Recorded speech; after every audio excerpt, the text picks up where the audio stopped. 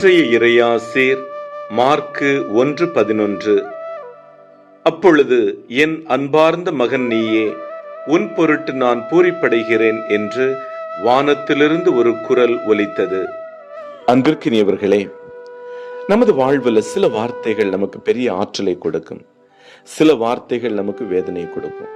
நான் பல வருஷத்துக்கு முன்னாடி பங்கெடுத்த ஒரு தியானத்துல அந்த குருவானவர் என் அன்பார்ந்த மகன் நீயே அப்படிங்கிற ஒரு வார்த்தையை வைத்து அந்த நாள் முழுவதும் அருமையாக தியான உரை கொடுத்தார். இந்த வார்த்தை இயேசுவுடைய திருமுழுக்கின் போது மட்டுமல்ல, நம்ம ஒவ்வொருத்தங்களுடைய திருமுழுக்கின் போதும் கடவுள் நம்ம ஒவ்வொருத்தங்களையும் பார்த்து நீ என் அன்பார்ந்த மகன், நீ என்னுடைய அன்பார்ந்த மகள் என்று சொல்றார்.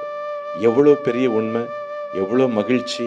கடவுள் நம்ம ஜென்ம பாவத்திலிருந்து கழுவுறாரு, அவருடைய அற்புதமான சுவிகார பிள்ளைகளாக மாற்றுறாரு.